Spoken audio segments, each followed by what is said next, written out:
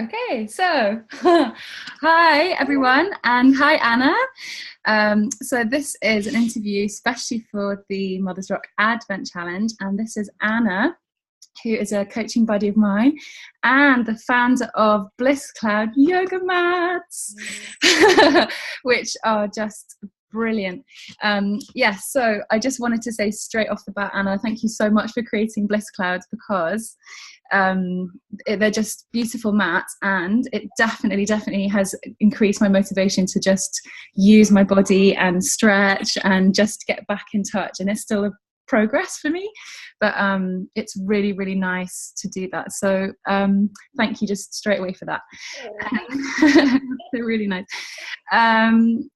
And yeah, I just wanted to quickly ask you, how's the challenge going for you? How's the Advent Challenge going? I'm really enjoying it. I haven't done every day. I didn't do sit-ups. I missed. Yeah. And there was another one, I can't remember what it was, but it's been so nice to like read other people's messages and really feel part of a sort of like little group of mamas who are like, you know, trying to make the most of this Christmas season. So yeah, cool. Yeah, brilliant. Thanks. It's such a lovely feeling. So it's a really nice way to connect. So I would say that you are someone who has really managed to create real skill in knowing how to look after yourself as a mum. So for people who don't know you, although there are a few people here who do, you've got 3 children. You've set up your own business, the Blisscloud yoga mats. You've trained as a coach. You're starting out as a coach. You homeschool your kids. You're a single parent, and you're doing amazingly. Like, I don't know how you do it, although I know a few reasons. but it's really awe-inspiring, which is why I wanted to get you on and talk with you for the whole group, because it's really inspiring the way you do it. So I just thought if you could maybe paint a little picture for us of what it was that has made you brought you to this space, so that what maybe your life was like before, but not too much detail, and then like what changed and how it's changed for you. Okay, so I'd always had that kind of natural side, like alternative therapies, but very minimal. It was definitely mixed in with heavy nights drinking and going out and just not looking after my body. And then having kids kind of changed everything. I sort of took my self-care a lot more, had more priority, because I wanted to feel better. I just felt so rubbish. I was so tired and I felt really depressed. And then having twins, it was just like, oh my gosh. And so I just started looking online at like sort of courses. I was being, the course that we did together, the Detox Academy and Elwyn.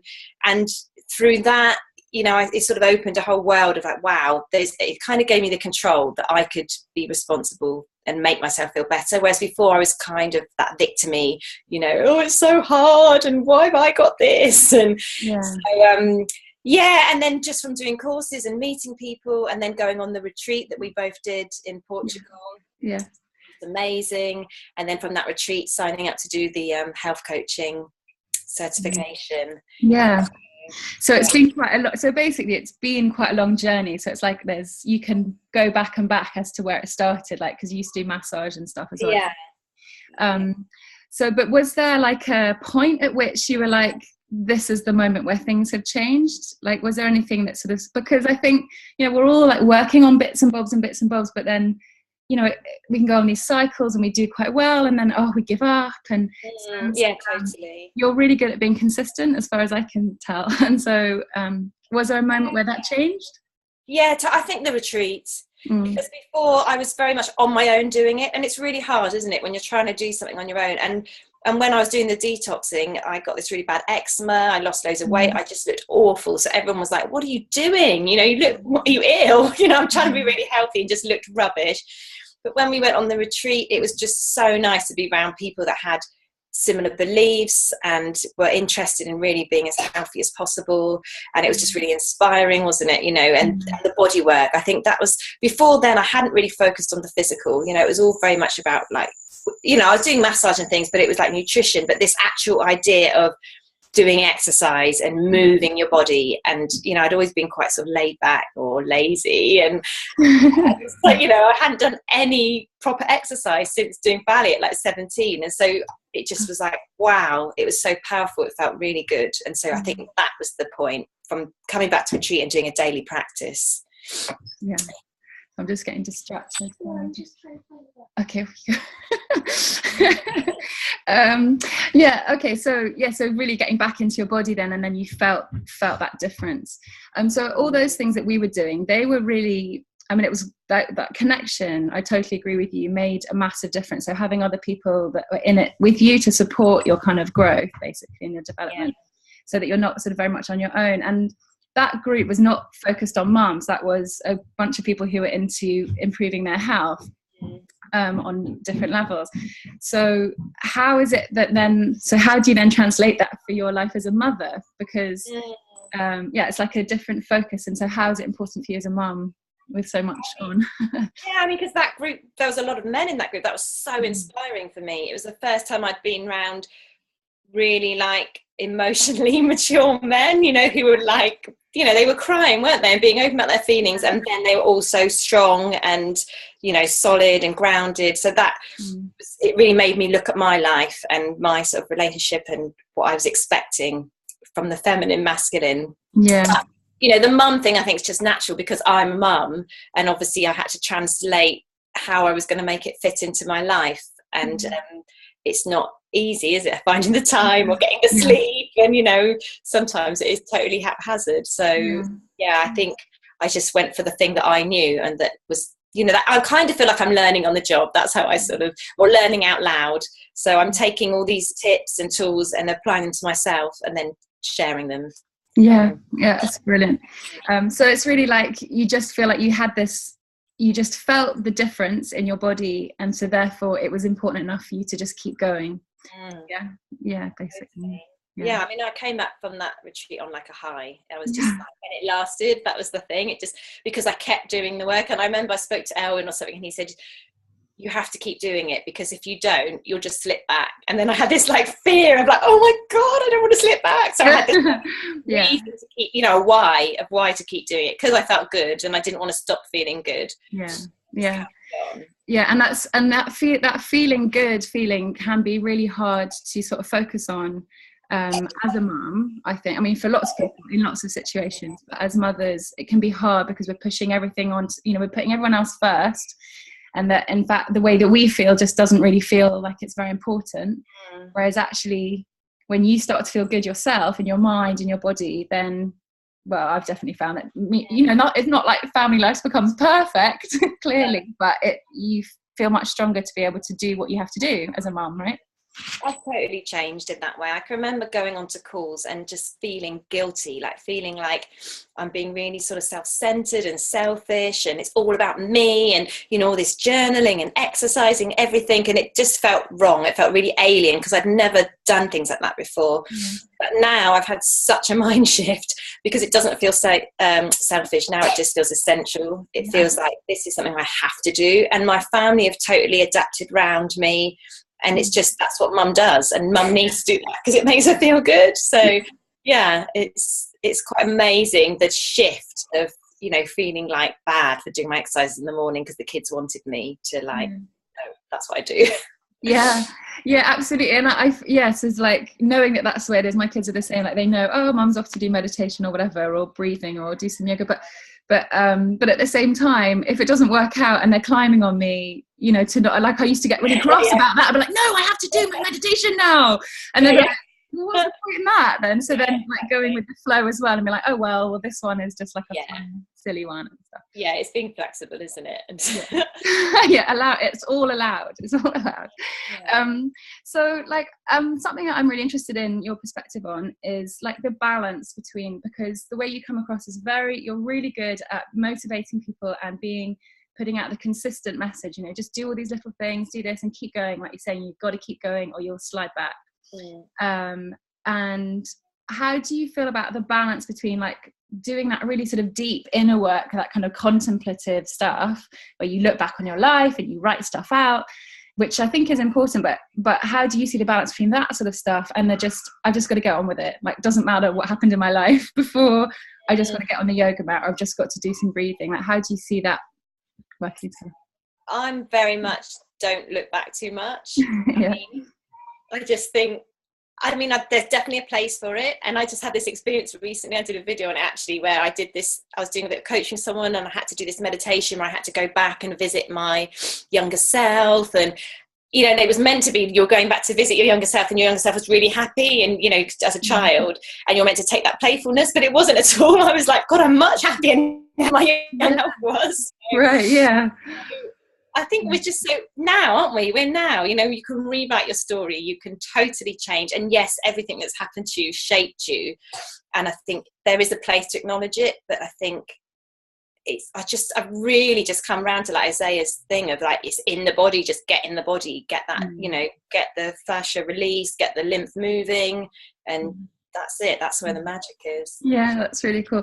I like that as well, because it kind of takes the pressure off as well. Like, I think there's a lot of resistance people have to like unraveling all this stuff, and like I'm quite into all that. Like, I quite like going to that level, but at the same time, you can just get stuck in a loop and never actually shift your body and shift how you are in that day.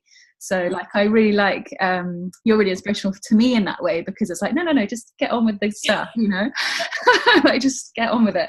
So that's really cool. Yeah, no, I think there's a place for everything though, definitely. Yeah. Well, so I actually thought about it the other day, and I was thinking, well, perhaps there's a cycle, perhaps there's a cycle of, looking at where you are, what your beliefs are, how you're doing, and being really honest about how you're doing. And then that feeding the kind of, okay, well, then I need to get on and support myself, and then you do lots of stuff. And then you get to a new level of like, oh, wait, hang on. I've got to look again at what I'm doing and how I feel.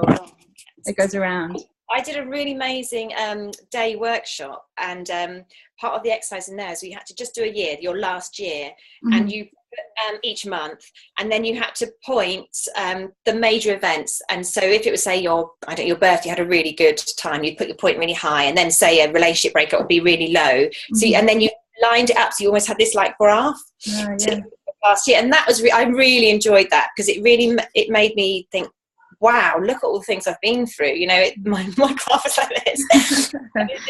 I loved that. And then there we went to looking ahead to what we wanted and what we were going to focus on. So I really liked that idea, like you said, that kind of knowing where you are in this moment. I think that's quite powerful. Yeah, and being honest about that, which can take courage, I think, especially for people, mothers who have got, there's that kind of pull between being really happy, happy and in love and sort of like, yeah, this is it, and then that kind of pull of like, but I feel shit all the time, and I shouldn't, and all that kind of stuff. So yeah, being honest about that.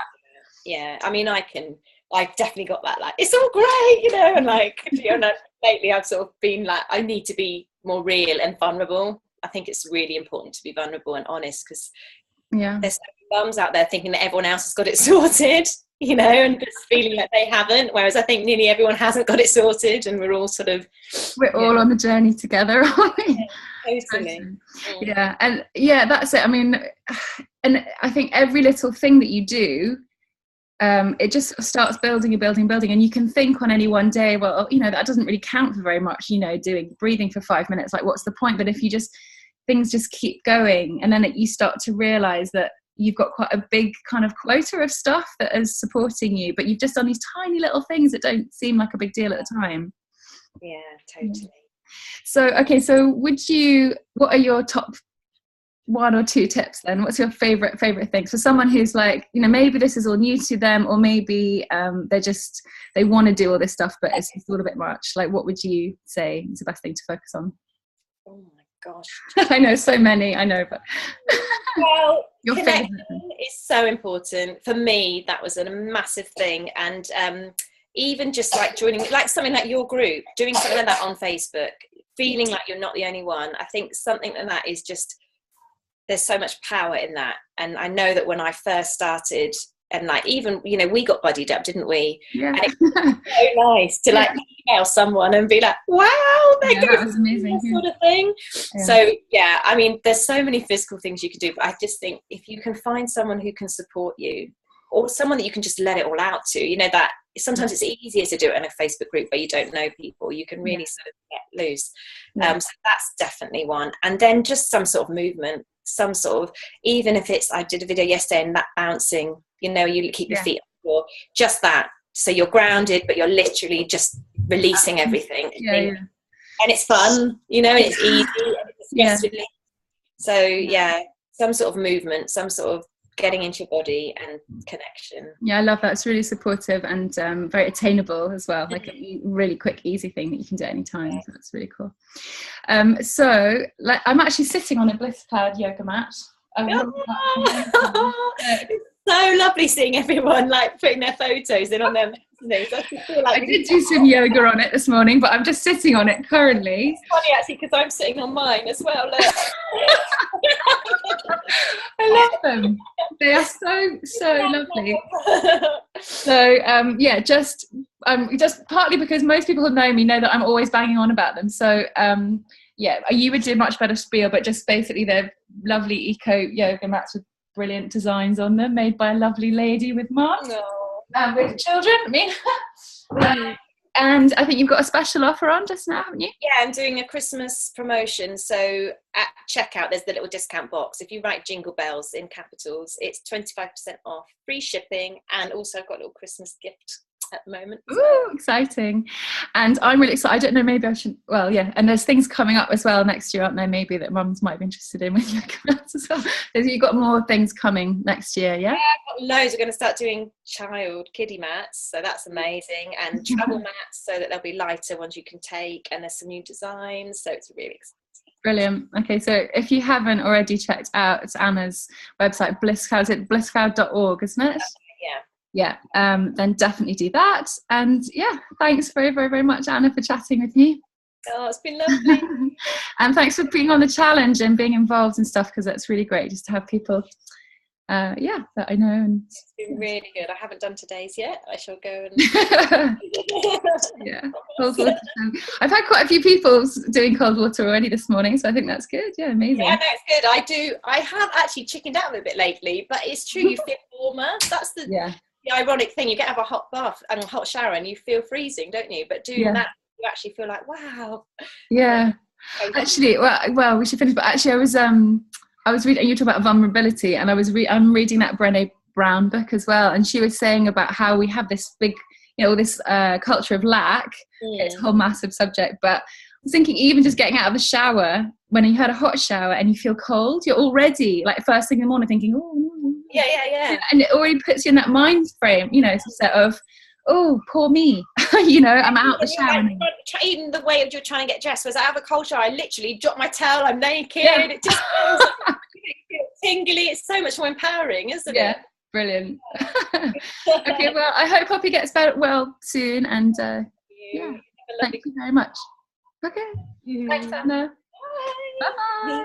Bye.